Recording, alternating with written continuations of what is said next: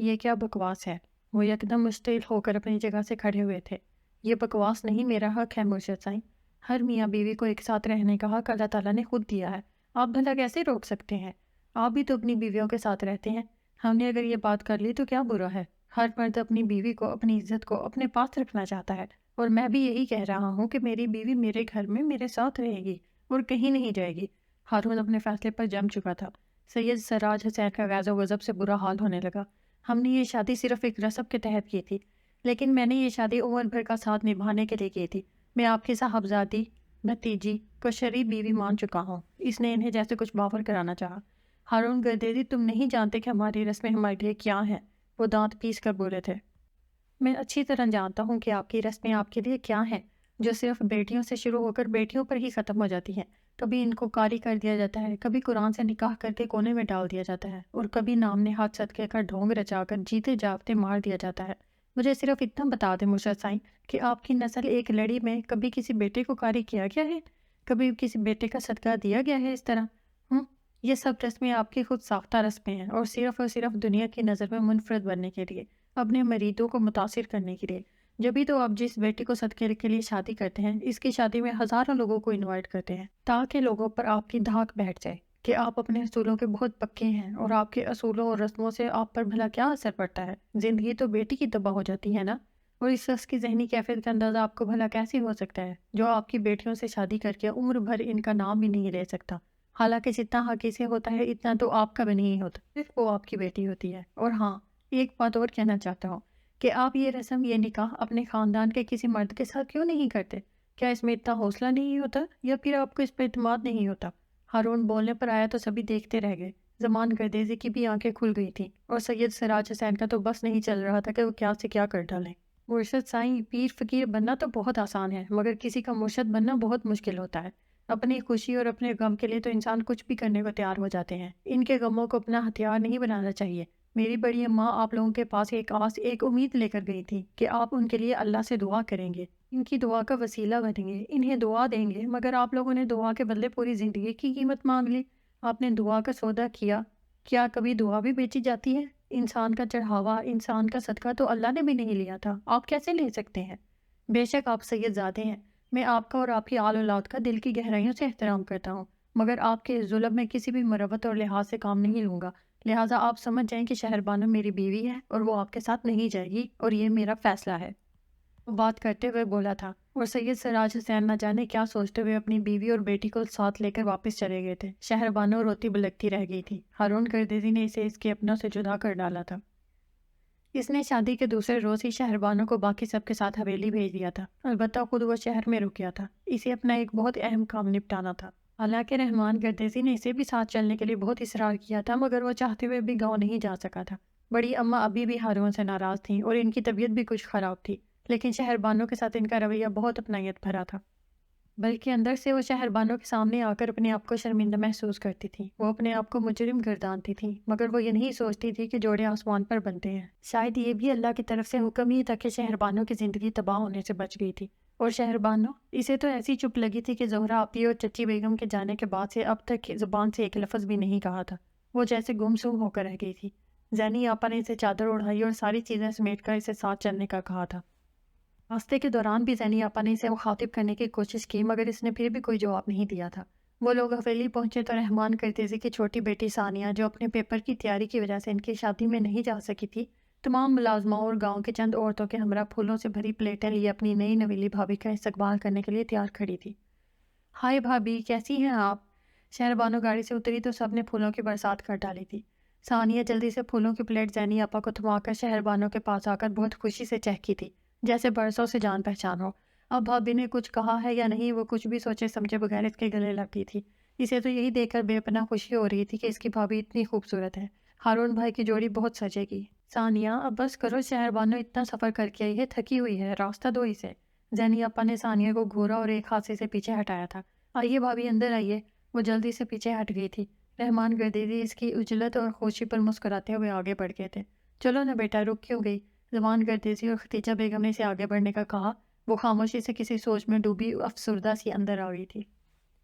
تم گاؤں کب آ رہے ہو؟ ایک ہفتہ ہو گیا ہے ان لوگوں کو حویلی آئے ہوئے، لیکن ہارون ایک بار بھی نہیں آیا تھا۔ بس کام ختم ہوتے ہی آ جاؤں گا، کیوں خیریت تو ہے نا؟ اس نے فکر مندی سے پوچھا، کیونکہ رحمان گردیزی کافی سختی سے پوچھ رہے تھے۔ کام ختم کرو اور جلدی آؤ، بلکہ کل ہی آ جاؤ، کام وام پھر کبھی ہوتے رہیں گے، وہ جھنجھلا کر بولے تھے۔ لیکن چچا سائن کچھ بتائیں تو صحیح، ایسی کیا آفت آن پڑی؟ صاحبزادے تمہیں پتہ تو ہے بیویوں کی کسی آفت سے کم نہیں ہوتی۔ اوہ اچھا اچھا، کیا میں پوچھ سکتا ہوں کہ ہماری آفت سوری بیوی کو کیا ہوا ہے؟ وہ کافی دلچسپی اور شرارت بھرے لہجے میں بولا تھا۔ بیٹا یہی تو مسئلہ ہے کہ اسے کچھ نہیں ہوتا، وہ ہر بات پہ چپ رہتی ہے، اس کا پورا دن خاموشی سے گزر جاتا ہے، کمرے میں کھانا کھاتی ہے، نماز پڑھتی ہے اور سو جاتی ہے، بس یہی اس کی زندگی ہے۔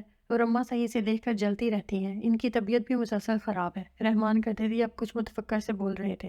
اوکے، میں کوشش کرتا ہوں جلدی آنے کی، آپ پریشان نہ ہوں، آ کر سب ٹھیک کر لوں گا، وہ کہتے کہتے پھر شرارت سے کہہ گیا تھا۔ ہاں ہمیں بھی پتہ ہے کہ تمہارے آنے سے سب ٹھیک ہو جائے گا، اس لیے تو تمہیں آنے کا کہہ رہے ہیں، وہ بھی ہنس دیے۔ انشاءاللہ آ رہا ہوں۔ اور سنائیں، مرشد سائیں کی طرف سے کوئی رسپانس ملا؟ نہیں، ان لوگوں نے تو دوبارہ کوئی رابطہ ہی نہیں کیا، اب پتہ نہیں وہ میری بات سمجھ گئے ہیں یا پھر کوئی ری ایکشن سوچ رہے ہیں، ہارون نے لاپرواہی سے کہا تھا۔ وہ سب تو ٹھیک ہے، لیکن تم پھر بھی اپنا خیال رکھا کرو، ایسے لوگ بدلہ لینا بھی نہیں بھولتے، کہیں کہیں نقصان نہ کر دیں۔ رحمان گردیزی فکر مند ہونے لگے۔ ڈونٹ وری چچا سائیں، اللہ سب بہتر کرے گا، اس نے انہیں تسلی دے کر فون بند کر دیا۔ ایک ہفتے کا کہتے کہتے اسے 2 ہفتے لگ گئے تھے، اور شام ڈھلتے اتنے طویل سفر کے بعد تھکا ہارا گھر آیا تو اتفاقاً پہلا سامنا شہر بانو سے ہی ہوا تھا۔ وہ حویلی کی لان کی سیڑھیوں پر بیٹھی نہ جانے کیا سوچ رہی تھی، جب اتنی بڑی روش پر پھیلی ہارون کی بلیک مرسڈیز سیڑھیوں کے قریب ہی آ کر رکی تھی۔ اس نے ہاتھ پر ہاتھ رکھ کر شہر بانو کی ساری محویت توڑ ڈالی تھی۔ اس نے چونک کر چند قدم کے فاصلے پر کھڑی گاڑی کو دیکھا، اتنے میں خود بھی گاڑی سے اتر آیا تھا۔ گرے کلر کے سمپل سے شلوار سوٹ میں ملبوس وہ سچ مچ کافی تھکا ہوا لگ رہا تھا، لیکن شہر بانو کو سامنے دیکھ کر اس کی تھکن کافی حد تک کم ہوئی تھی۔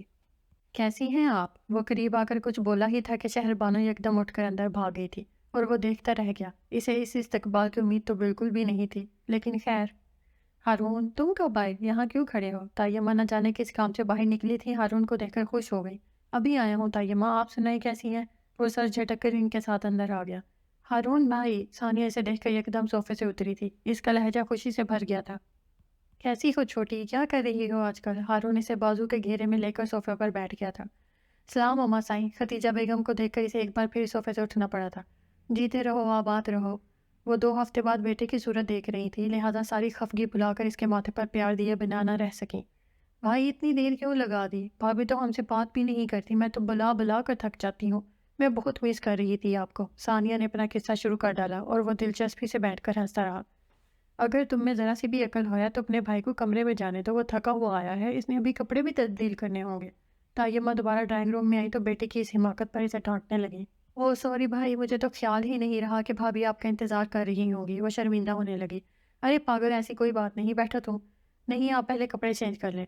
Okay sweetheart. وہ اس کا گال تھپک کر سیڑھیاں چڑھ گیا اور اپنے بیڈ روم میں آتے ہی اس کی چال کچھ اور ہو چکی تھی، جیسے ہلکا سا خمار چھو کے گزر گیا ہو۔ وہ کمرے میں داخل ہوا تو کمرہ خالی نظر آیا۔ ایک پل کے لیے اسے تشویش سی ہوئی، لیکن اگلے ہی پل باتھ روم سے پانی گرنے کی آواز سن کر مطمئن ہو گیا تھا، اور تھکے تھکے انداز میں بیڈ پر ڈھیر ہو گیا۔ اسے اسی طرح چاروں شانے چت لیٹے نہ جانے کتنی دیر گزر گئی، لیکن شہر بانو واش روم سے باہر نہیں آئی تھی۔ ابھی وہ اسے پکارنے کا سوچ ہی رہا تھا کہ خود ہی باہر آ گئی تھی۔ اس کے ہاتھ پاؤں چہرہ بھیگا ہوا تھا، یقیناً وہ وضو کر کے آئی تھی۔ لگتا ہے مجھ سے ناراض ہیں آپ؟ وہ جائے نازی پہ کر پلٹی ہی تھی کہ ہارون بیڈ سے اٹھ کر اس کے سامنے آ گیا تھا۔ راستہ دیں مجھے، پہلے آپ میری بات کا جواب دیں، میں نماز پڑھنے جا رہی ہوں، پیچھے ہٹیں، شہر بانو خفگی سے بولی۔ نماز پڑھنے تو مجھے بھی جانا ہے، ابھی مغرب کی اذان ہونے میں 10 منٹ باقی ہیں۔ زوجو محترمہ، آپ کو نماز کی اتنی جلدی کیوں ہو رہی ہے؟ اس نے شہر بانو کے ہاتھ سے جائے نماز لے کر ٹیبل پر رکھ دی اور اس کے دونوں ہاتھ تھام لیے۔ اس لیے کہ میں آپ کو دیکھنا نہیں چاہتی، وہ غصے سے کہتی ہوئی اپنا ہاتھ چھڑا کر رخ موڑ گئی تھی، جبکہ ہارون کا فلک شگاف کہکا بلند ہوا تھا۔ شاید زندگی میں وہ پہلی بار اس طرح بے ساختہ اور دل کھول کر ہنسا تھا۔ اوہ، تو آپ مجھے چھوڑ کر نماز میں پناہ ڈھونڈ رہی ہیں، لیکن آپ کو ایک بات بتا دوں کہ اگر آپ نے مجھے نہیں دیکھا تو اللہ تعالیٰ آپ کو نہیں دیکھے گا۔ آپ ابھی میرے حقوق نہیں جانتی زوجہ محترمہ۔ اس نے رخ موڑ کے کھڑی شہر بانو کو بہت نرمی اور استحقاق سے باہوں میں بھر لیا تھا، اور شہر بانو اس کی اس قدر بے باک حرکت پر گھبرا گئی تھی، اس کے پہلے سے بھیگے ہاتھوں میں پسینہ اتر آیا تھا۔ یوں لگ رہا تھا شہر بانو کی جان ہارون کی باہوں کے گھیرے میں بند گئی ہو۔ اس کا دل سینے کے پنجرے سے ٹکرا ٹکرا کر پاگل ہونے لگا تھا، شرم سے گال تپ اٹھے تھے۔ آپ کو کیسے بتاؤں میری جان، میں نے آپ کا کچھ سنوارا ہی ہے، بگاڑا نہیں ہے، پھر بھی آپ مجھ سے خفا ہی ہیں، اس نے عقب سے شہر بانو کے کان میں کافی گمبھیر لہجے میں کہا تھا۔ جبکہ شہر بانو اس کے حصار میں جکڑی کچھ بھی کہنے کے قابل نہیں رہی تھی۔ پلیز مجھے جانے دیں، نماز کا وقت ہو رہا ہے، وہ لرزتی ہوئی آواز میں بمشکل بولی۔ نہ خدا ہی ملا نہ وصال صنم، نہ ادھر کے رہے نہ ادھر کے رہے، وہ بہت ہی دلکش لہجے میں کہتا اپنے لفظوں، اپنی وجاہت اور مردانگی کا سحر اس کے چہار سو بکھیر رہا تھا۔ وہ ازل سے کمزور دل کی نرم کومل سے ڈھیلی ڈھالی لڑکی بے بسی سے اپنی دھڑکنیں سنبھالتی رہ گئی تھی۔ اللہ کو پا لینے کی طلب میں اس کے دیے ہوئے رشتوں سے منہ پھیرنا بھی اللہ کو پسند نہیں۔ شہربانو، جس نے باہوں کو حصار کھولتے ہوئے شہربانو کا رخ اپنی سمت موڑ لیا تھا، وہ نظریں جھکائے ہوئے تھی۔ ہم لوگ صرف نماز ادا کر کے یہ سمجھ لیتے ہیں کہ ہمارا رب ہم سے خوش ہو گیا ہے اور ہم نے جنت خرید لی ہے، لیکن ہم یہ سوچنے کی کوشش نہیں کرتے کہ ہمارے رب کی خوشی تو اور بھی بہت سے کاموں میں ہے، جیسے ایک میاں بیوی کے خوشگوار تعلقات میں، جیسے گھر میں موجود بڑوں کا احترام کرنے میں، جیسے ہر کام کو رب کی رضا ماننے میں، جیسے ساس سسر کو بھی اپنا ماں باپ سمجھنے میں، اور جیسے ایک اچھی بیوی بننے میں۔ اس نے بڑی خوش اسلوبی سے اپنے مطلب کی بات کہہ ڈالی تھی، اور شہربانو نے اگلے ہی پل چونک کر اسے دیکھا تھا، لیکن وہ گہری سانس خارج کرتا سامنے سے ہٹ گیا۔ تم نماز پڑھو، تب تک میں بھی وضو کر لیتا ہوں، وہ آہستگی سے کہہ کر وارڈروب سے کپڑے نکالنے لگا۔ شہربانو کھوئی کھوئی سی آگے بڑھ گئی۔ وہ کپڑے بدل کر وضو کر کے نکلا، تب جا کر اذان کی آواز سنائی دی تھی۔ وہ جو اتنی دیر سے نماز نماز پکار رہی تھی، اب اذان ہوئی تو نظریں چرانے پر مجبور ہو گئی تھی۔ البتہ وہ کچھ بھی جتائے بغیر اپنی جیب سے سفید ٹوپی نکالتا باہر نکل گیا تھا۔ اسے مغرب کی نماز پڑھنے کے لیے مسجد جانا تھا، اور مسجد ان کی حویلی سے کافی زیادہ دور تھی۔ شہربانو نے ہارون کی اتنی گہری بات کا اثر بھی کافی گہرائی سے ہی لیا تھا، جس کا نتیجہ یہ نکلا کہ وہ صبح ثانیہ کے بلانے پر ناشتہ کرنے چلی آئی۔ حالانکہ وہ اتنے دنوں سے اکیلی بیڈ روم میں ہی ناشتہ اور کھانا وغیرہ لیتی تھی، اور ثانیہ روز اسے بلانے آتی تھی اور نا امید لوٹ جاتی تھی، لیکن آج تو ثانیہ کے دل کی کلی بھی کھل اٹھی تھی۔ السلام علیکم، اس نے ٹیبل پر موجود افراد کو سلام کیا تھا، اور وہ سب پہلی بار اس کی آواز سن کر بہت خوش ہوئے تھے۔ جیتی رہو بیٹا، خوش رہو، رحمان گدیزی نے باقاعدہ اٹھ کر اس کے سر پر ہاتھ پھیرا تھا۔ السلام علیکم۔ زمان گدیزی ڈائننگ روم میں داخل ہوئے تو اس نے بھی انہیں سلام کیا تھا، اور زمان گدیزی سے سب کے ساتھ بیٹھا دیکھ کر بے انتہا خوش ہوئے تھے، اور خوش تو بڑی اماں بھی بہت ہو رہی تھیں۔ وہ جو اتنے دنوں سے اپنے مرشد سائی سے دھوکے کا روگ لیے بیٹھی تھیں، آج کچھ دیر کے لیے اس روگ کو بھی بھول گئی تھی۔ السلام علیکم، کیا ہو رہا ہے؟ ہارون وائٹ کھدر کے شلوار کرتا میں ملبوس بہت فریش موڈ کے ساتھ اپنے کف لنکس بند کرتا اندر داخل ہوا تھا۔ والسلام بیٹا، جیتے رہو، رحمان گدیزی مسکرا کر بولے تھے، لیکن بڑی اماں کا موڈ پھر سے خفا سا ہو گیا تھا ہارون کو سامنے دیکھ کر۔ سلام عرض کرتا ہوں بڑی اماں، اس نے ان کی سمت جھکتے ہوئے کہا۔ ہاں ہاں، تیرے سلام پہنچے ہوئے ہیں مجھے، وہ رخ موڑ گئی۔ جو بھی دیکھو مجھ سے ہی خفا ہے، اب آپ تم مجھ سے ناراض نہ ہو بڑی اماں، میں نے کوئی برا کام نہیں کیا، آپ کو ایک عدد بہو ہی لا کر دی ہے، وہ بھی آپ کی اپنی پسند کردہ۔ اس نے بڑی اماں کے گھٹنے تھام لیے تھے، وہ جو اس پوتے کے لیے پتہ نہیں کہاں کہاں دھکے کھا چکی تھی، اب اس کے اس طرح گھٹنے پکڑ لینے پر اسے دھکا کیسے دے سکتی تھی؟ ذرا سے منانے پر ہی مان گئی تھی، اور اس کی پیشانی چوم کر کندھا تھپکنے لگی۔ پھر انہوں نے شہربانو کو بھی اسی طرح پیار اور شفقت سے نوازا تھا۔ آج کی صبح تو بہت ہی سہانی لگ رہی ہے ہمیں، ثانیہ نے آتے ہی چھیڑا تھا سب کو۔ اللہ نظر بد سے بچائے، چچی بیگم نے فوراً کہا تھا، لیکن نظر جب لگتی ہے تو چاہے کچھ بھی کر لو بس لگ ہی جاتی ہے، اور ان لوگوں کو بھی لگ گئی تھی، یوں اکٹھے بیٹھے ہوئے۔ وہ سبھی ناشتہ کر رہے تھے جب ان کی ملازمان اندر داخل ہوئی۔ سائیں آپ سے ملنے کے لیے کچھ لوگ آئے ہیں، اس نے پیغام دیا۔ کون لوگ؟ ہارون نے نیپکن سے ہاتھ پوچھتے ہوئے پوچھا، لہجہ کافی سرسری تھا۔ سید سراج حسین اور سید قاسم حسین۔ کیا؟ ملازمہ کے بتانے پر شہربانو کے ہاتھ میں چائے کا کپ لرز گیا، اور چائے ٹیبل پر چھلک گئی۔ ہارون کے ساتھ ساتھ رحمان گردیزی اور زمان گردیزی بھی ایک دم چونک گئے تھے، کیونکہ اتنے دنوں سے ان لوگوں نے کوئی رابطہ نہیں کیا تھا، اور آج اچانک ان کے گاؤں چلے آئے تھے۔ یقیناً وہ کوئی خاص مقصد کے لیے ہی آئے ہوں گے۔ ہارون گہری سانس کھینچتے ہوئے کرسی دھکیل کر کھڑا ہو گیا تھا، لیکن شہربانو ہارون سے بھی زیادہ تیزی سے اٹھ کر باہر کو لپکی تھی، مگر اس سے پہلے کہ ڈرائنگ روم کی حد پار کرتی، ہارون نے اس کی کلائی مضبوطی سے پکڑ لی۔ کہاں جا رہی ہیں آپ؟ ہارون کا لہجہ بے لچک ہو چکا تھا۔ میرے چچا سائیں اور لالا جی آئے ہیں، میں ان سے ملنے۔ ابھی نہیں، ابھی ہم لوگ ملنے جا رہے ہیں، انہوں نے اگر آپ سے ملنا ہوا تو تھوڑی دیر بعد مل لیں گے، آپ فی الحال کمرے میں جائیں، وہ اس کی بات کاٹتے ہوئے سختی سے بولا تھا۔ لیکن وہ، میں کہہ رہا ہوں آپ کمرے میں جائیں۔ اب کی بار اس کی آواز قدرے بلند تھی۔ شہربانو وہاں موجود تمام افراد پر نگاہ ڈالتی آنکھوں میں آنسو لیے ہوئے چلی گئی تھی، اور ہارون ابا سائیں اور چچا سائیں کے ساتھ حویلی کے مردان خانے میں آ گیا تھا، جہاں سید سراج حسین اور سید قاسم حسین اس کے منتظر بیٹھے تھے۔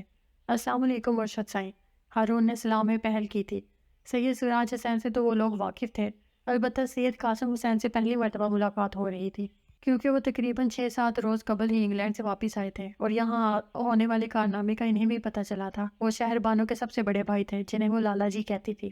کیسے ہیں مرشد سائیں؟ آج ہمیں کیسے یاد کر لیا؟ ہارون نے بہت اچھے طریقے سے ماحول میں رچی سنگین خاموشی کو توڑا تھا اور بات کا آغاز کیا۔ تم اپنی سناؤ برخوردار، تم کس حال میں ہو اور ہم تمہیں کیسے بھول سکتے ہیں؟ تم نے ہمارے ساتھ کیا ہی کچھ ایسا ہے کہ بھولنے کا تو سوال ہی پیدا نہیں ہوتا۔ وہ لب بھیجتے ہوئے بولے تھے، میں نے آپ کے ساتھ کچھ نہیں کیا، بس آپ کی رسم کے خلاف قدم اٹھایا ہے۔ مرشد سائیں، میں نے ایک لڑکی کی زندگی برباد ہونے سے بچائی ہے، کوئی گناہ نہیں کیا میں نے۔ وہ ہمیشہ کی طرح آج بھی اپنے موقف پہ ڈٹا ہوا تھا۔ تم نے ہماری لڑی میں صدیوں سے چلی آنے والی رسم کو توڑا ہے، ہمارے بڑے بزرگوں کے رواج اور روایات کو داغ لگایا ہے۔ تم نے اچھا نہیں کیا۔ خیر چھوڑو اس بات کو، شہر بانو کہاں ہے؟ بلاؤ اسے۔ وہ بہت بے نیازی سے بولے تھے۔ وجہ پوچھ سکتا ہوں اس سے ملنے کی؟ اس نے استفسار کیا تھا۔ وہ ہماری بیٹی ہے، کیا یہ وجہ کافی نہیں ہے؟ وہ بہت ضبط کرتے ہوئے بولے۔ آپ کی بیٹی اب میری بیوی ہے، اس لیے میرا حق ہے کہ میں اس سے ملنے والے ہر بندے سے وجہ پوچھ سکوں۔ وہ بھی بحث کرنے پہ آتا تو پھر کچھ بھی نہیں دیکھتا تھا۔ ہارون بیٹا چھوڑو ان سب باتوں کو، جاؤ شہربانوں کو لے آؤ۔ رحمان گردیسی نے درمیان میں بول کر ہارون کے کچھ کہنے کی گنجائش ہی نہیں چھوڑی تھی۔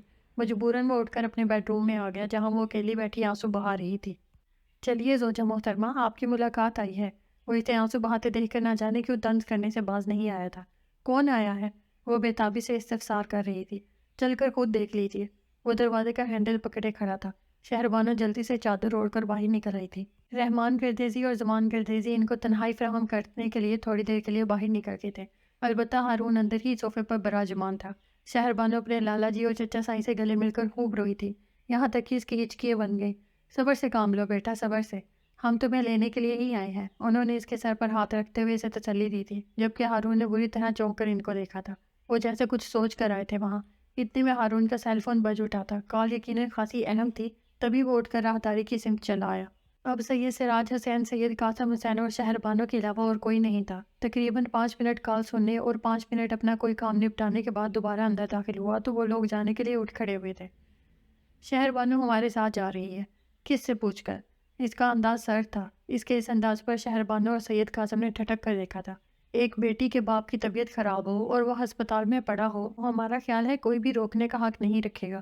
بالکل ٹھیک کہہ رہے ہیں آپ، اسے روکنے کا کوئی بھی حق نہیں رکھتا سوائے اس کے شوہر کے۔ وہ کافی سخت لہجے میں بول رہا تھا۔ برخوردار، تم جان بوجھ کر…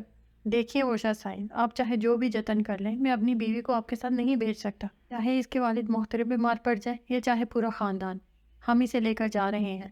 اوکے، اگر آپ میری اجازت کے بغیر اسے یہاں سے لے کر جا سکتے ہیں تو ٹھیک ہے، جائیے۔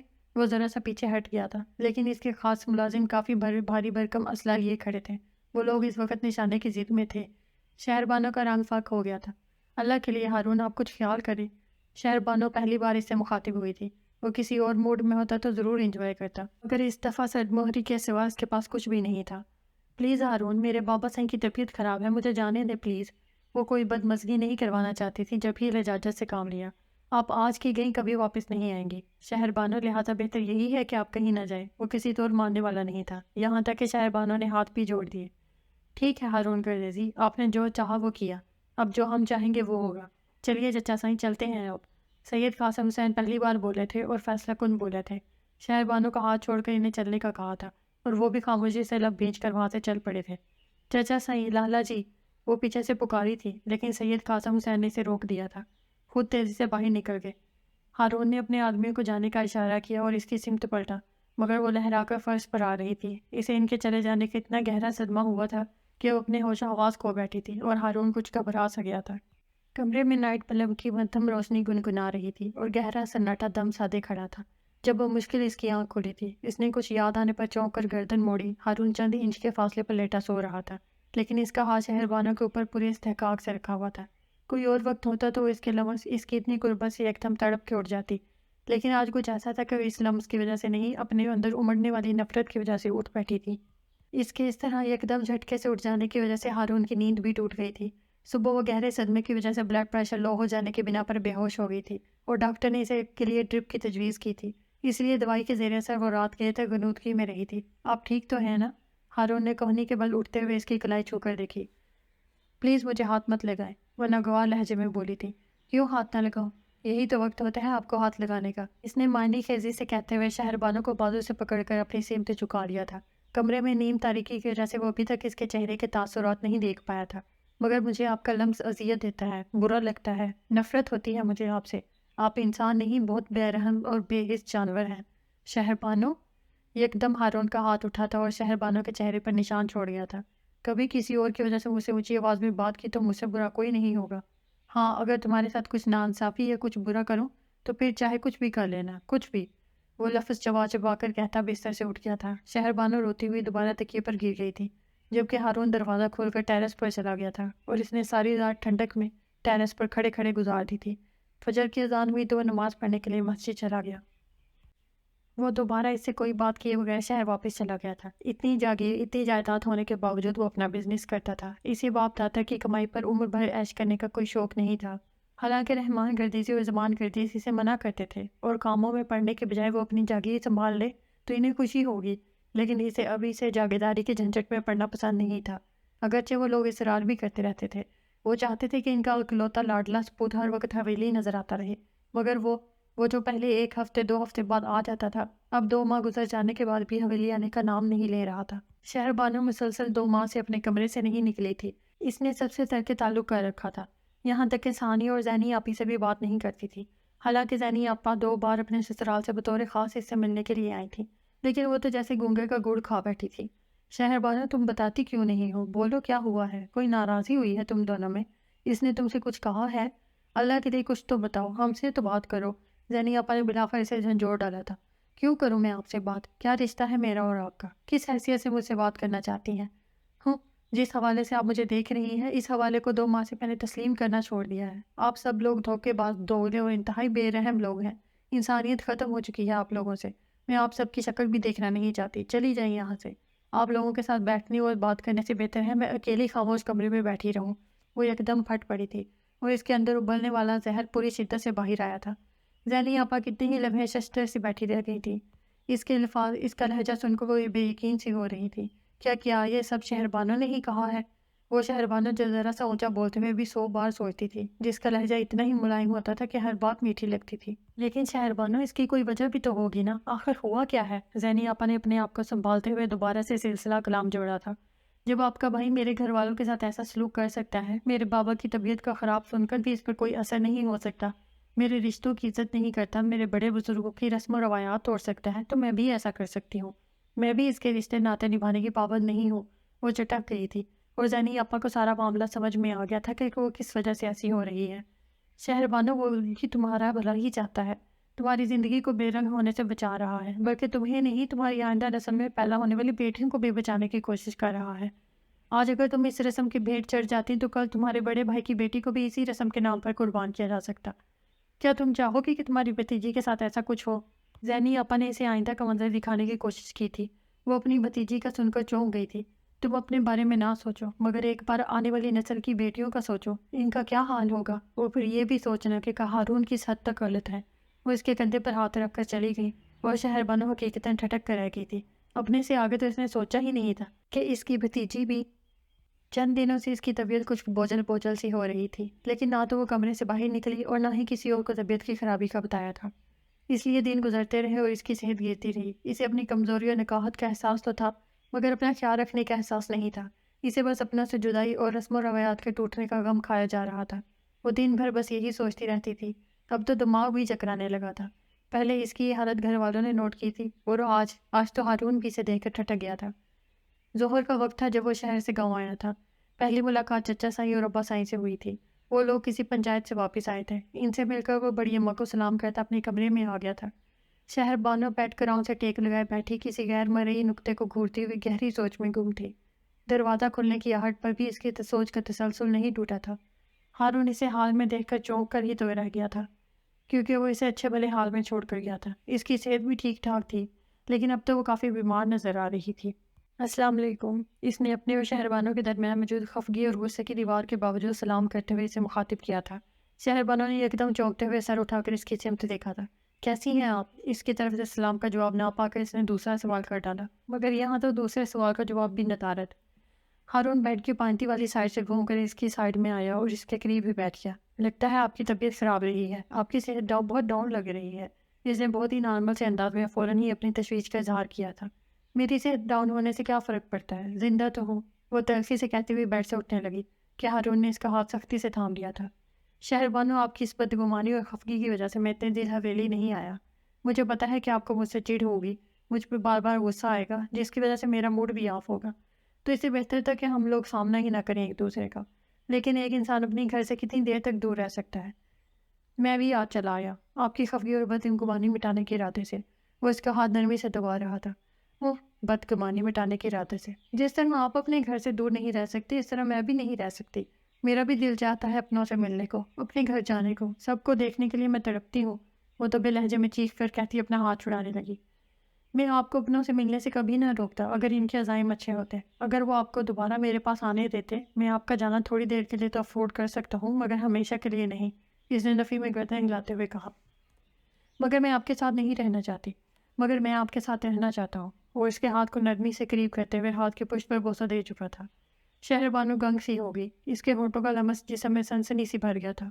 اس کے سارے احتجاج اور بدگمانیاں جیسے ٹھٹر کے رہ گئے تھے کہ یہ کیا ہوا ہے، پلیز میرا ہاتھ چھوڑیں۔ وہ مرے مرے لہجے میں وہ مشکل بولی تھی۔ اتنے دنوں بعد آیا ہوں، ملیں گی نہیں مجھ سے؟ اس کے کہنے کا انداز ہی کچھ ایسا تھا کہ شہر بانو چہرہ جھکانے پر مجبور ہو گئی تھی۔ ہارون نے اتنے نازک فسوخ خیز لمحہ کو رفتہ رفتہ اپنی دسترس میں لینا شروع کر دیا تھا۔ مسلسل اتنے دنوں سے ذہنی جنگ لڑ لڑ کر دونوں ہی تھک چکے تھے۔ ایک دوسرے کا قرب کا سہارا ملا تو انکار نہیں ہو سکا تھا۔ شہر بانو تو تھی ہی نرم مزاج اور سختی کا خول چڑھا ہی نہیں سکتی تھی۔ بس باپ کی بیماری کا سن کر اتنی تلخ ہو گئی تھی، اور یہ تو اس کا حق بنتا تھا کہ اس طرح غصہ کرے، کیونکہ ایسے حالات میں تو بندہ نہ جانے کیا کیا کر ڈالتا ہے۔ اس نے تو پھر صرف غصہ ہی کیا تھا، اور ہارون کو بھی اس کے غصہ ختم ہونے کا انتظار تھا تاکہ وہ آرام سے اسے دوبارہ سمجھا سکے۔ لیکن پہلے اس نے پیار بھرے انداز میں اسے سمجھانا شروع کیا تھا۔ بیٹا تم کچھ اور نہ کرو، بس شہر بانو کو ڈاکٹر کے پاس لے جاؤ، اس کا چیک اپ کرواؤ، کیا مسئلہ ہے اسے، وہ اتنی کمزور اور زرد کیوں ہو رہی ہے؟ اماں سائی نے ناشتے کی میز پر پہلا ذکر یہی کیا تھا کہ شہر بانو بیمار لگتی ہے۔ جواباً سبھی نے ہاں میں ہاں ملائی تھی۔ ٹھیک ہے، اس بار شہر جاتے ہوئے اسے بھی ساتھ لے جاؤں گا، آپ بھی ساتھ چلیے گا، پھر آپ لوگوں کو واپس بھیج دوں گا اور خود وہیں رک جاؤں گا، اس نے پروگرام ترتیب دیا۔ ہاں ٹھیک ہے، وہ سر اس بات میں ہلاتے ہوئے اس کے لیے چائے بنانے لگی۔ مگر وہ لوگ ابھی پروگرام بنا رہے تھے کہ شہر بانو کی طبیعت زیادہ خراب ہو گئی۔ آج صبح سے اسے بار بار اکائی آ رہی تھی، جس کی وجہ سے وہ مزید نکاہت کا شکار ہوئی، اور بلڈ پریشر بھی لو ہو گیا تھا۔ ملازمہ معمول کے مطابق اس کا ناشتہ دینے کمرے میں گئی تو اس کو نیم بے ہوشی کی حالت میں دیکھ کر الٹے پیر بھاگی تھی۔ صاحب جی، وہ بی بی جی بہت بیمار ہیں، بے ہوش پڑی ہیں، رضیہ ہانپ رہی تھی۔ ہارون پریشان ہوتا فوراً اپنی جگہ کھڑا ہو گیا تھا۔ اماں سعید چچی، اماں اور ثانیہ بھی کھڑی ہوئی تھی۔ ہارون صبح سویرے ہی بیڈ روم سے نکل آتا تھا، کبھی زمینوں کی طرف نکل جاتا اور کبھی حویلی کے لان میں ہی گھاس اور شبنم کو روتے ہوئے باتوں میں وقت گزار دیتا تھا۔ آج بھی وہ زمینوں کی طرف گیا تھا اور واپسی پہ ان کے ساتھ ہی ناشتہ کرنے بیٹھ گیا تھا۔ اب اس کی طبیعت کی خرابی کا پتہ چلا تو اپنی کوتاہی کا احساس ہوا تھا، کیونکہ شہر بانو کی طبیعت فجر سے ہی خراب لگ رہی تھی۔ وہ 2 بار اٹھ کر باتھ روم گئی تھی۔ وہ اسے میڈیسن لینے کا مشورہ دے کر باہر چلا آیا تھا۔ کیا ہوا شہر بانو، بیٹا آنکھیں کھولو۔ ہارون نے اسے بیڈ پر ڈالا تو اماں سعید نے فکر مندی سے اس کا ہاتھ تھام کر سہلایا تھا، اس کا گال تھپکا۔ رضیہ ادھر آؤ، چچی اماں نے شہر بانو کو ایک نظر دیکھ کر کچھ سوچتے ہوئے کہا تھا۔ جاؤ، وہ لیڈی ڈاکٹر ہمارے گاؤں میں رہتی ہے، اسے بلا کر لاؤ۔ لیڈی ڈاکٹر کے ذکر پر اماں سعید اور ہارون بیک وقت چونکے تھے۔ چچی ماں، ہارون نے کچھ کہنا چاہا مگر انہوں نے روک دیا۔ تم باہر جاؤ بیٹا، یہ تمہارا مسئلہ نہیں ہے۔ ہارون ان کے ٹوکنے پر شرمندہ سا ہو کر باہر آ گیا تھا، اور پھر سچ مچ چچی اماں کے شک نے انہیں خوشخبری سنا ڈالی تھی، جس سے وہ سبھی لوگ ہی نہیں، ہارون بھی بے انتہا خوش ہوا تھا، اور بڑی اماں تو وارے صدقے ہو رہی تھی۔ انہوں نے بے ہوش پڑی شہر بانو کی بلائیں لے ڈالی تھی۔ لگتا ہے آپ اس خوشخبری سے خوش نہیں۔ ہارون پہلی نظر میں ہی شہر بانو کا گمسم رویہ دیکھ کر جان گیا تھا۔ وہ کچھ بھی کہنے کے بجائے خاموش رہی تھی۔ آج وہ لوگ شہر جا رہے تھے۔ اماں صحیح اس کا مکمل چیک اپ کروانا چاہتی تھی، اس کے لیے بیڈ ریسٹ اور غذا وغیرہ کی تفصیل جاننا چاہتی تھی، جبکہ شہر بانو کو اس چیز کی کوئی خوشی نہیں تھی، الٹا اپنا آپ قیدی نظر آنے لگا تھا۔ مگر شہر بانو، میں بہت خوش ہوں، اللہ نے میری بہت بڑی خواہش پوری کی ہے۔ ہمارا بچہ ہماری تکمیل کرے گا اور ہمیں مزید قریب لے آئے گا، ہمارے رشتہ اور بھی مضبوط ہوگا اور ہماری زندگی مکمل ہو جائے گی۔ وہ دل کی گہرائیوں سے اظہار کرتا اسے دونوں قدوں سے تھام چکا تھا، جبکہ وہ تو ہارون کی شکل دیکھنے سے بھی کتراتی تھی۔ اس وقت بھی نظر چرا گئی۔ شہر بانو، مجھے اپنا سمجھو، میں تمہارا ہوں اور کبھی تمہارا برا نہیں چاہوں گا، تم مجھ سے بدگمان نہ رہا کرو، میرا دل بجھ جاتا ہے۔ وہ اتنی بڑی خوشخبری پا کر جذباتی پن کا مظاہرہ کر رہا تھا، اور آج پہلی بار آپ سے تم تک آیا تھا۔ شاید وہ یہ سمجھ رہا تھا کہ اب ان کے بیچ کے فاصلے مٹ گئے ہیں۔ اگر اماں صحیح جانے سے کترا تو رہی تھی، مگر ہارون تسلی کے لیے زبردستی ان کو ساتھ لے آیا تھا۔ پہلا دن تو انہوں نے گھر پہ ہی گزارا تھا اور ڈاکٹر سے ٹائم لے لیا تھا۔ دوسرے دن عصر اور مغرب کے درمیان وہ لوگ ہسپتال جانے کے لیے روانہ ہوئے تھے۔ ہسپتال اچھا ہے نا؟ اماں سائی کے سوال پر وہ بے اختیار ہنس دیا۔ نہیں، میں آپ کو سرکاری ہسپتال لے کر جا رہا ہوں۔ وہ بھلا اچھا کیسے ہو سکتا ہے؟ پگلے، میرے کہنے کا مطلب تھا کہ ڈاکٹر تو ماہر ہے نا، کئی ایسی بھی ہوتی ہیں جو نئی نئی سیکھ رہی ہوتی ہیں اور لوگوں کی جان خطرے میں ڈال دیتی ہیں، اماں سائیں نے مسکرا کر کہا تھا۔ اماں سائیں، جس طرح میں آپ کو بہت پیارا ہوں، اس طرح مجھے بھی اپنی اولاد پیاری ہے۔ اس نے دلچسپی سے شہر بانو کی طرف دیکھا، جو ان ماں بیٹے کی گفتگو سے اکثر انجان اور لا تعلق بیٹھی تھی۔ سارا راستہ یوں ہی کٹ گیا تھا۔ ہسپتال پہنچ کر ہارون پھر اپنے سنجیدہ موڈ میں آ گیا تھا۔ ڈاکٹر کی ہدایت اور چیک اپ کے مطابق چند ابتدائی ٹیسٹ کروائے، الٹرا ساؤنڈ کروایا اور پھر مثبت رپورٹ لے کر وہ وہاں سے نکلے تھے۔ البتہ شہر بانو کی کمزوری کے پیش نظر ڈاکٹر نے کچھ دوائیاں تجویز کی تھیں جو ہسپتال سے فوری نہیں مل سکی تھیں، لہٰذا ہارون نے سڑک پار بنے چند میڈیکل سٹور کی طرف رجوع کیا تھا۔ آپ لوگ گاڑی میں بیٹھے، میں دوائی لے کر آتا ہوں۔ دروازہ کھول کر ان کو بٹھا کر سڑک کراس کر گیا تھا۔ ابھی اسے گئے 6-7 منٹ ہی ہوئے تھے کہ ان کی گاڑی کا دروازہ ایک جھٹکے سے کھلا۔ لالا جی، شہر بانو چکرا گئی تھی۔ نیچے اترو شہر بانو، وہ عجلت میں بولے۔ مگر لالا جی، بانو نیچے اترو۔ وہ اس کی بات سنے بغیر اس کا ہاتھ پکڑ کر اپنی سینگ کھینچ چکے تھے۔ ایسے میں اماں صحیح تڑپ اٹھی تھیں، وہ شہر بانو کی حالت سے واقف جو تھیں۔ ماں جی، آپ آرام سے بیٹھی رہیں، ہم آپ کو نقصان نہیں پہنچائیں گے، مگر اپنے بیٹے کو اتنا بتا دیجیے گا کہ کسی پر اچانک حملہ نہیں کرنا چاہیے، وہ بندہ سنبھل نہیں پاتا۔ وہ ایک ہی بات میں اپنا حملہ اور ہارون کا حملہ بھی واضح کر گئے تھے۔ اماں صحیح نے انہیں روکنے کی، پیچھے جانے کی کوشش کی، مگر ان کے ساتھ مسلح افراد تھے۔ شہر بانو کبھی اماں صحیح کی طرف اور کبھی لالا جی کا غصہ دیکھتی گھسٹتی چلی گئی تھی۔ اسے کچھ سمجھ نہیں آیا تھا کہ یہ اچانک کیا ہوا ہے۔ وہ تو یہ بھی نہ جان سکی کہ اچھا ہوا ہے یا برا۔ ہارون کے لیے سچ مچ یہ حملہ بہت کاری تھا۔ وہ اس حملے سے سنبھلنا بھی بہت مشکل کام تھا، مگر ہارون نے یہ حملہ سہ کر دوسروں کو بھی سنبھالا تھا اور اپنے آپ کو بھی۔ وہ چاہتا تو ان کے اس ایکشن کا ری ایکشن لے سکتا تھا، وہ پولیس کی مدد بھی، اپنی بیوی اور اپنی منکوہا پہ حق جتا سکتا تھا، مگر اس نے جان بوجھ کر ایسا کوئی قدم نہیں اٹھایا تھا، کیونکہ اسے پورا یقین تھا کہ وہ لوگ شہر بانو کی کنڈیشن جان لینے کے بعد زیادہ دن اپنے پاس نہیں رکھیں گے، اور ویسے بھی وہ اس مسئلے کو اچھالنا نہیں چاہتا تھا، کیونکہ شہر بانو اب ان کی نہیں، ہارون کی اپنی عزت تھی، اور اسے یہ بھی پتا تھا کہ جس زنجیر میں شہر بانو بن چکی ہے وہ اتنی کمزور نہیں کہ اس سے رہائی ممکن ہو۔ شاید اسی لیے وہ کافی حد تک ریلیکس تھا، کیونکہ اگر وہ لوگ کوئی حتمی فیصلہ کرنا بھی چاہتے تو انہیں 100 بار سوچنا ہوتا، اور یہ سچ ہی تو تھا۔ شہر بانو کے واپس آنے کی خوشی سب کو ہوئی تھی، سبھی باری باری اس سے ملنے آئے تھے، اور سبھی کو اس کی کمزور حالت اور زرد رنگت پر افسوس ہوا تھا کہ ان کی بیٹی غم میں گھل کر آدھی رہ گئی ہے، مگر جب عورتوں پر اصل بات کا انکشاف ہوا تو وہ بدک کے رہ گئی تھی۔ بچہ، اس کم بخت کا بچہ اٹھا لائی ہو تمہیں شرم نہیں آئی؟ تم اپنے بھائیوں کا، اپنے باپ کا صدقہ تھیں، تم اپنا آپ سنبھال نہ سکیں؟ داغ لگا کے رکھ دیا اس لڑی کو۔ چچی بیگم نے اپنا سینہ پیٹ ڈالا تھا اور شہر بانو گھبرا کر ان کی شکل دیکھنے لگی، اور پھر یہ ہوا کہ رفتہ رفتہ سب عورتوں کا جھمگٹا سا لگ گیا تھا، جس میں مجرم شہر بانو سر جھکائے شرمندہ ہنسی مر جانے کو تیار بیٹھی تھی۔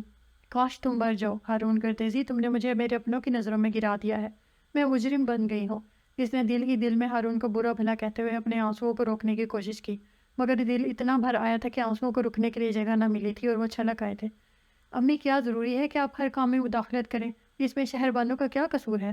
زہرا اس کے قریب آتے ہوئے اس کی ڈھال بن گئی تھی اور اپنی ماں سے خفا ہونے لگی۔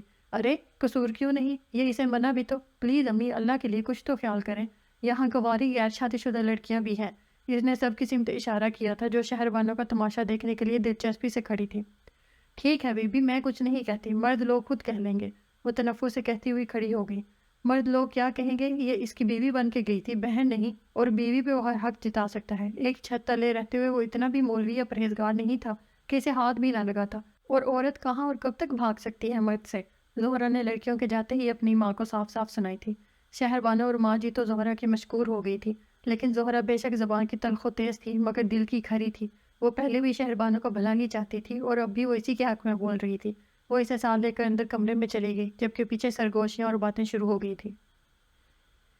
شہر بانو کو واپس آئے ہوئے 3 ماہ ہو چکے تھے، مگر ان 3 ماہ میں اس نے جی بھر کے خفیہ شرمندگی اور ذلت دیکھی تھی۔ وہ اپنے ہی گھر میں چوروں اور مجرموں کی طرح رہ رہی تھی، گھر کے کسی بھی مرد کے سامنے نہیں جا سکتی تھی، کسی خوشی اور غمی کا حصہ نہیں بن سکتی تھی۔ تینوں چچیاں اور دونوں پھوپھیاں بھی اس کو دھتکار بیٹھی تھی، صرف ماں جی اس کے لیے سسکی اور تڑپتی تھی۔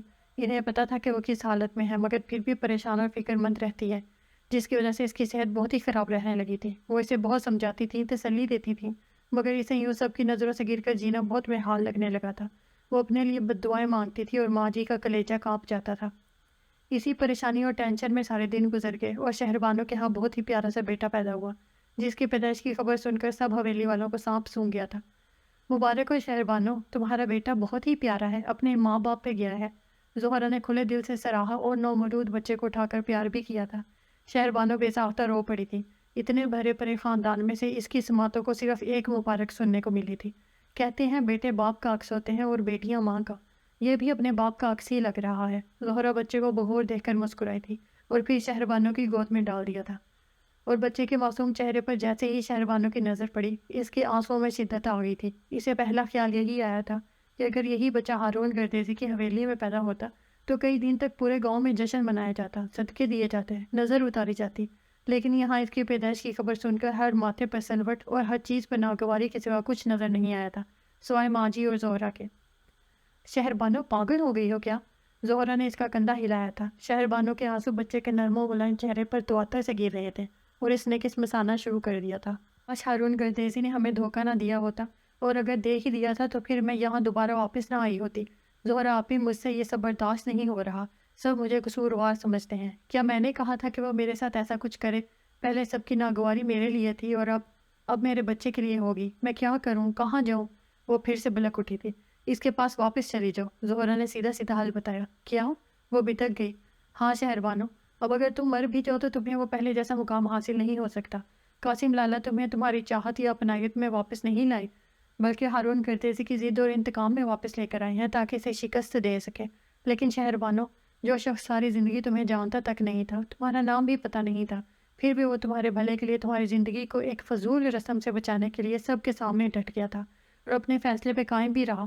پلیز پلیز شہربانو، اسے شکست سے دوچار مت کرنا، اسے ہارنے مت دینا۔ پلیز میری بات پہ دھیان دینا اور اس کے فیصلے میں اس کا ساتھ دے کر اپنے رشتے کو مزید مضبوط بنا دو، ورنہ تم نہ یہاں کی رہو گی نہ وہاں کی۔ زہرا نے اسے سمجھاتے ہوئے اس کے کندھے پر ہاتھ رکھا تھا۔ یہ کیا کہہ رہی ہیں آپ؟ میں ٹھیک کہہ رہی ہوں۔ تم سب کو چھوڑ کر اپنے بچے کے بارے میں سوچو، جس کو تم یہاں اس حویلی میں رہ کر کبھی کوئی مقام نہیں دلا سکو گی، جو اتنے بڑے خاندان اور جاگیر کا وارث ہے۔ وہ یہاں ایک ملازم بن کر رہ جائے گا، صرف تمہاری نادانی کی وجہ سے، کیونکہ بیٹیاں تو ہمیشہ ہی ماں باپ کا گھر چھوڑ کر چلی جاتی ہیں۔ ہر بیٹی کو رخصت ہونا ہی ہوتا ہے، تو انوکھی تو نہیں ہو جو یہاں سے جاؤ گی۔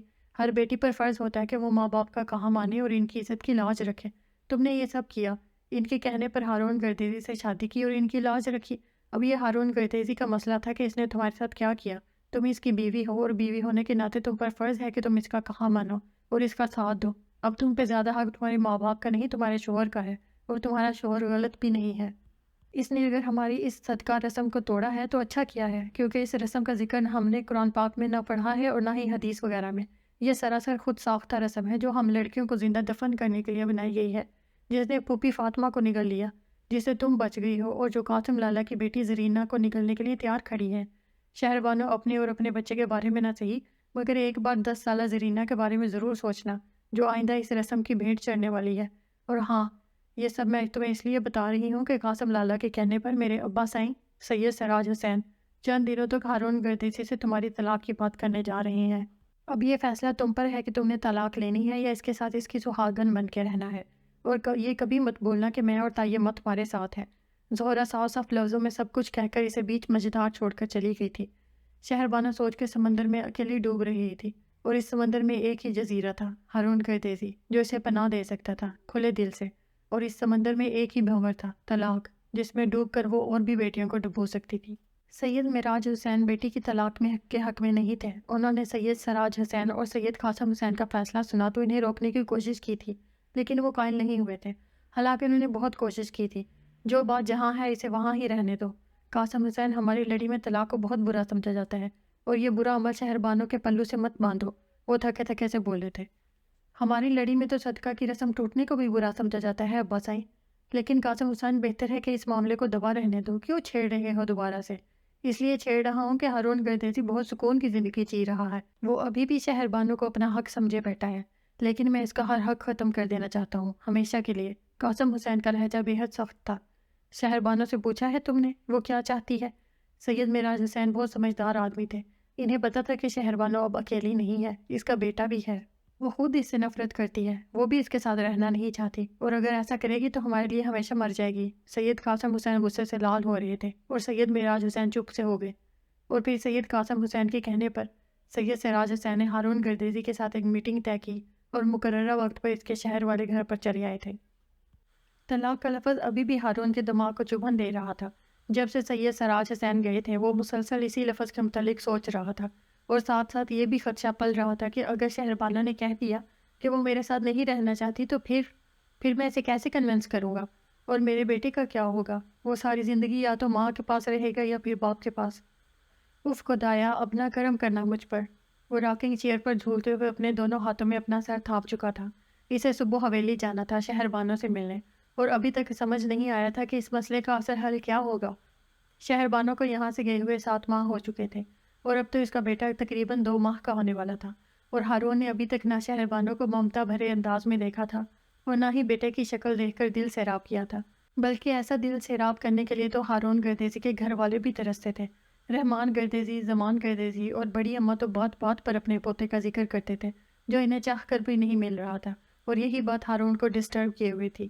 وہ حقیقتاً پریشان تھا کہ فیصلہ کیا ہوگا، کیونکہ وہ خود بھی سید سراج حسین سے وعدہ کر چکا تھا، مردوں والا وعدہ۔ بی بی جی، آپ کو چھوٹے سائی نے اپنے کمرے میں بلایا ہے۔ شہربانو صبح صبح بچے کو ماں جی کے حوالے کر کے قرآن پاک کی تلاوت کرنے بیٹھ جاتی تھی، اور سورج کی کرنیں نکلنے تک تلاوت کرتی رہتی تھی۔ ابھی بھی وہ سپارہ ختم کرتے ہوئے قرآن پاک جزدان میں لپیٹ رہی تھی جب ملازمہ نے آ کر اطلاع دی تھی، اور چچا سائی کے بلاوے کا سن کر شہربانو کا دل کانپ گیا تھا۔ اتنے عرصے میں پہلی بار انہوں نے اسے بلایا تھا۔ کہاں جا رہی ہو بیٹا؟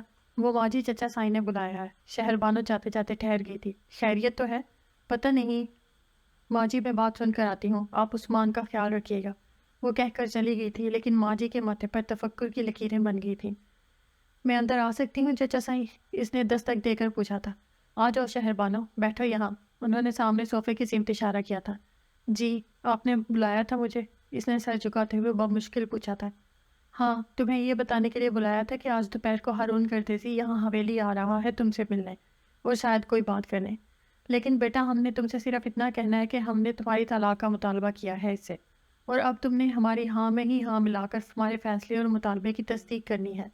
اسے ہر حال میں طلاق دینا ہی پڑے گی، وہ چاہے کچھ بھی کہے۔ اس کی باتوں میں مت آنا۔ ہم اسے کہہ چکے ہیں کہ تم بھی اس فیصلے میں رضامند ہو، تم اس کے ساتھ نہیں رہنا چاہتی۔ سید سراج حسین نے اپنے کہے کو سچ ثابت کرنے کے لیے شہربانو کو جھوٹ پہ اکسایا تھا، وہ بھی کافی روب اور بے نیازی سے۔ ٹھیک ہے، اب تم جاؤ، جب وہ آئے گا تو تمہیں بلا لیں گے۔ شہربانو کو فیصلے کی سولی پر لٹکا کر وہاں سے جانے کا حکم دے دیا تھا، اور فیصلہ بھی کیسا، جس پر عمل پیرا تو وہ پہلے ہی ہو چکے تھے، اب تو آخری قدم باقی تھا۔ لیکن اس آخری قدم کا سن کر شہربانو کے قدم واپس اپنے کمرے میں جاتے ہوئے لڑکھڑا رہے تھے، اس کے ہاتھ برف ہونے لگے تھے۔ شہربانو، پیچھے سے زہرا نے پکارا۔ صبح صبح ابا سائی کے کمرے میں؟ خیریت تو ہے نا؟ وہ خود ہی اس کے قریب آ گئی تھی، لیکن شہربانو نے کچھ بھی کہنے کے بجائے اس کی سمت خالی خالی نظروں سے دیکھا تھا۔ گمسم اور ناسمجھ سے انداز میں دیکھنے کے بعد وہ خاموشی سے پلٹ کر اپنے کمرے میں چلی آئی، جہاں عثمان نے رو رو کر برا حال کر رکھا تھا، اور ماں جی سے چپ کراتے ہوئے ہلکان ہو رہی تھی۔ کیا ہوا ہے شہربانو؟ ابا سائی نے کس لیے بلایا تھا؟ زہرا اس کے پیچھے ہی چلی آئی تھی۔ بولا نا کیا بات کہی انہوں نے؟ اسے بے چینی ہونے لگی۔ ہارون گردیزی سے میری طلاق کی بات کر کے آئے ہیں، اور وہ آج یہاں حویلی آ رہا ہے مجھ سے تصدیق حاصل کرنے کے لیے کہ کیا میں طلاق چاہتی ہوں یا نہیں، اس نے سپاٹ سے انداز میں بتایا تھا۔ اور بابا سائی نے کیا کہا ہے تم سے؟ کہ میں اس کے ساتھ نہیں رہنا چاہتی اور میں اس فیصلے میں برابر کی شریک ہوں۔ شہربانو نے کہتے ہوئے ایک نظر روتے بلکتے عثمان کی سمت دیکھا۔ نہیں شہربانو، تم ان کے فیصلے میں ہرگز شریک نہیں ہو، زہرا نے سختی سے تردید کی تھی، اور ماں جی بھی حد سے زیادہ پریشان ہو گئی تھی۔ گھر سے نکلتے وقت ہارون نے ابا سائی اور چچا سائی کو فون کر کے بتا دیا تھا کہ وہ شہربانو سے ملنے حویلی جا رہا ہے اور کسی حتمی فیصلے کے لیے جا رہا ہے۔ وہ سن کر خوش تو ہوئے ہی تھے، لیکن پریشان بھی ہو گئے تھے کہ وہ ان کی حویلی اکیلا مت جائے۔ انتقام میں لوگ کچھ بھی کر ڈالتے ہیں، اس کو نقصان بھی پہنچ سکتا ہے، اور تنہا جانا خطرے سے خالی نہیں ہوگا۔ مگر ہارون نے انہیں تسلی دی تھی کہ وہ تمام بندوبست کر کے جا رہا ہے، اسے نقصان پہنچانے کی صورت میں وہ لوگ خود بری طرح پھنس سکتے ہیں۔ اور وہ ہر طرف سے مطمئن ہو کر شام 4 بجے حویلی پہنچ کر حویلی کے بڑے گیٹ پہ ہارن دے رہا تھا۔ حویلی والوں کو پہلے ہی اطلاع مل چکی تھی، اس لیے گیٹ کھلتا چلا گیا۔ حویلی کے بڑے سے لان کی سائڈ میں بنی روش پر چکر کاٹ کر اس کی مرسڈیز گاڑیوں کے ساتھ آ رکی تھی، جہاں ایک ملازمہ اس کی مدد کے لیے پہلے سے تیار کھڑی تھی۔ وہ گاڑی سے اترا ہی تھا کہ وہ آگے بڑھ آئی تھی۔ آئیے صاحب جی، وہ سر ہلا کر ملازمہ کے پیچھے چل دیا تھا۔ طویل راہداری اور ڈرائنگ روم کا احاطہ گزارنے کے بعد ملازمہ اسے گیسٹ روم میں چھوڑ آئی تھی۔ یہاں سید سراج حسین اور سید قاسم حسین پہلے سے موجود تھے۔ بیٹھو، انہوں نے صوفے کی سمت اشارہ کیا۔ شکریہ۔ وہ ریلیکس سے انداز میں بیٹھ گیا۔ کچھ سوچا تم نے؟ انہوں نے نیپے تلے انداز میں پوچھا۔ جو کچھ آپ سے کہہ چکا ہوں اس کے بعد سوچنے کی گنجائش نہیں نکلتی مرشد سائیں۔ اگر میری بیوی میرے ساتھ رہنا چاہتی ہے تو آپ اسے مر کے بھی نہیں روک سکتے، اور اگر وہ میرے ساتھ رہنے سے انکار کرتی ہے تو میں آج ہی طلاق نامے پر سائن کر دوں گا۔ اس کا لہجہ مضبوط تھا۔ ٹھیک ہے، اگر وہ تمہارے ساتھ رہنا چاہتی ہے تو ہم سے سارے رشتے توڑ کر ہمیشہ کے لیے جا سکتی ہے، اور اگر وہ تمہارے ساتھ نہیں رہنا چاہتی تو تمہیں یہ رشتہ توڑ کر جانا ہوگا۔ طلاق کے کاغذات تیار رکھے ہیں، ان پر سائن کر دینا۔ چلو قاسم حسین، اسے فیصلہ کرنے دو۔ وہ ٹیبل پر رکھے کاغذات اور پین کی سمت اشارہ کر کے اٹھ کھڑے ہوئے تھے، اور سید قاسم حسین بھی باہر نکل آئے، کیونکہ شہربانو نے بھی فیصلہ سنانے کے لیے اندر آنا تھا۔ ملازمہ اس کے لیے چائے اور ساتھ میں کافی لوازمات لے کر آئی تھی، مگر ہارون کو ان چیزوں سے نہیں صرف اور صرف شہربانو سے مطلب تھا، لیکن پھر بھی ایک اچھے مہمان کی طرح اس نے چائے کا کپ اٹھا لیا تھا۔ بلیک پینٹ اور وائٹ ٹی شرٹ میں ملبوس، ٹانگ پہ ٹانگ چڑھائے، ہاتھ میں چائے کا کپ لیے وہ بہت شاہانہ انداز میں بیٹھا، اتنا پرسکون لگ رہا تھا کہ اسے دیکھ کر شہربانو کا دل دھڑک اٹھا، اور شاید دھڑکا بھی پہلی بار تھا، اور اس دھڑکے کا پتہ ہارون کو بھی چل گیا تھا۔ تبھی تو جو کر دروازے کی طرف دیکھا جہاں وہ خاموش سر جھکائے کھڑی تھی۔ شہربانو، وہ ایک دم کپ ایک سائڈ پر رکھ کر صوفے سے کھڑا ہو گیا تھا۔ کیسی ہو تم؟ وہ اپنے دل کی لپک، اپنے دل کی تڑپ پہ قابو پاتے ہوئے، اپنے آپ کو کنٹرول کرتے ہوئے اس کے قریب آیا تھا، ورنہ دل چاہ رہا تھا کہ اتنے دنوں بعد ملنے پر اسے اپنی باہوں میں بھر ڈالے، تاکہ اتنے دنوں سے بے چین دل کچھ سنبھل جاتا۔ خاموش کیوں ہے شہربانو؟ اب تو تم اپنے گھر میں ہو، پہلے تو تم میری قید میں تھی، اب میں تمہاری قید میں ہوں، جو چاہو فیصلہ سنا دو، تمہیں پورا اختیار ہے، تم حاکم ہو اس وقت اور میں غلام۔ ہارون نے بھاری سنجیدہ آواز میں کہتے ہوئے اس کو دونوں کندھوں سے تھام لیا تھا، اور اس کے ہاتھوں کی سخت گریز سے اس کی دیواریں جان کو ایک مضبوط سہارا ملا تھا۔ بولو شہربانو، کیا کرو گی آج، قید یا آزاد؟ اس نے اس کے کندھوں پر دباؤ ڈالا اور اسے کچھ کہنے پر اکسایا تھا۔ اس سے پہلے کہ وہ اس کا چہرہ اونچا کرتا، وہ یکدم پھوٹ پھوٹ کر روتی ہوئی ہارون کے سینے سے لگ گئی تھی۔ اس کے ضبط، اس کے صبر کا دامن چھوٹ چکا تھا، لیکن اس کی اس بے اختیار حرکت پر ہارون کا بے چین دل سچ مچ سنبھل گیا تھا۔ اس کی لپک، اس کی تڑپ کو سکون سا ملا تھا، اور تسلی ہو گئی تھی کہ وہ اسے اپنا قیدی رکھنا چاہتی ہے، آزاد نہیں چھوڑ سکتی۔ Thank you Shehrbano, thank you so much. وہ اسے باہوں میں بھیجتے ہوئے بے پناہ خوش ہوا تھا۔ شہربانو نے اسے شکست سے بچا لیا تھا، اس نے اس کی محنت کو رائیگاں ہونے سے بچا لیا تھا، اس نے اس رسم کو توڑتے ہوئے سید قاسم حسین کی بیٹی زرینہ کو بچا لیا تھا، اور نہ جانے کتنی بیٹیوں کی زندگیوں کو قبر بننے سے بچا لیا تھا، چاہے اس کے لیے اسے اپنوں سے ہمیشہ کے لیے بائیکاٹ کرنا پڑ رہا تھا۔ مگر یہ سودا مہنگا نہیں تھا، اور اس سودے پہ زہرہ اور ماں جی بہت خوش تھیں۔ انہوں نے شہربانو کا حوصلہ بڑھایا تھا، اور ساتھ ہی اس کا چھوٹا موٹا سامان بھی تیار کر دیا۔ عثمان کو نئے کپڑے پہنائے تھے اور جی بھر کے پیار کیا تھا۔ تب جا کر شہربانو ہارون سے ملنے گیسٹ روم میں آئی تھی۔ یار مجھے کیا پتا تھا تم مجھے اتنی بےتابی اور اتنے والہانہ انداز سے ملو گی، ورنہ قسم سے پہلے ہی مرشد سائی کے ساتھ یہ میٹنگ طے کر لیتا۔ بہت بڑی غلطی کی میں نے دیر کر کے۔ وہ اپنے آپ کو شرارت سے کوس رہا تھا، اور شہربانو اس کی بات سن کر ایک دم اس سے الگ ہو گئی تھی، چہرہ سرخ پڑ گیا تھا۔ اوکے یار، کوئی بات نہیں، باقی کی کسر گھر جا کے پوری کر لینا، جب تک تم کہو گی میں تمہارے سامنے سے نہیں ہٹوں گا۔ اس نے شہربانو کا چہرہ اونچا کرتے ہوئے اسے چھیڑا تھا۔ پلیز ہارون۔ وہ رخ موڑ گئی تھی۔ ہارون کی جان، دل خرید لیا ہے تم نے۔ وہ بڑے فریش موڈ اور بڑی ترنگ میں تھا جب کہ اس نے اسے بریک لگائے تھے۔ کیا واپس نہیں چلنا آپ نے؟ چلتے ہیں یار، چلتے ہیں، پہلے تم میرے شہزادے کو تو لے کر آؤ، تب تک میں تمہارے چچا سائیں یعنی اپنے مرشد سائیں سے مل کر معاملہ سنبھالتا ہوں۔ وہ شہربانو کو محبت بھرا لمس دے کر باہر نکل آیا تھا، اور شہربانو کو ہارون کے ساتھ جانے کے لیے تیار دیکھ کر سید سراج حسین کے چہرے پر ہوائیاں اڑنے لگی تھی، اور سید قاسم حسین کا چہرہ غصے سے لال بھبکا ہو گیا تھا، جبکہ سید معراج حسین اور باقی سبھی افراد خاموش تھے۔ شہربانو نے کچھ کہنے کے لیے لب کھولے ہی تھے کہ سید معراج حسین نے اسے وہاں سے چلے جانے کا اشارہ کیا تھا، کیونکہ انہیں پتا تھا کہ اس کا کچھ بھی کہنا فضول ہے، کوئی بھی نہیں سنے گا، اور شہربانو سب پہ ایک سسکتی ہوئی نظر ڈال کر پلٹ گئی تھی، لیکن قدم بہت مضبوط تھے، اور رسم کو توڑ ڈالنے کا خیال اور عزم اس سے بھی زیادہ مضبوط تھے۔ اس کا بیگ ہارون نے تھام رکھا تھا، جبکہ عثمان کو شہربانو نے اپنی آغوش میں بھیجا ہوا تھا۔ رب رکھا شہربانو، اللہ تمہیں ہمیشہ خوش اور آباد اور سدا سہاگن رکھے، زہرا نے ان کی گاڑی کے قریب آتے ہوئے کہا تھا۔ ماں جی بھی انہیں رخصت کرنے کے لیے آئی ہوئی تھی۔ بہت شکریہ ماں جی، آپ کبھی بھی فکر مت کرنا، آپ کی بیٹی کو ہمیشہ خوش رکھوں گا، یہ میرا وعدہ ہے، اس نے مسکرا کر کہا تھا۔ جیتے رہو، خوش رہو، اللہ جوڑی سلامت رکھے۔ انہوں نے بہت سی دعاؤں کے ساتھ انہیں رخصت کیا تھا، اور ہارون ایک فرسودہ رسم کو توڑ دینے کی خوشی میں سرشار عثمان کو بار بار پیار کرتا اور شہربانو کو شرارت سے چھیڑتا ہوا اپنے گاؤں کی سمت گامزن تھا، اور شہربانو کو یقین ہو چکا تھا کہ اگر انسان کا ارادہ اور عزم نیک ہو تو تعبیر پا ہی لیتے ہیں، جیسے ہارون نے پائی تھی، کیونکہ نیک ارادہ اس نے کیا تھا اور تعبیر اللہ نے دی تھی۔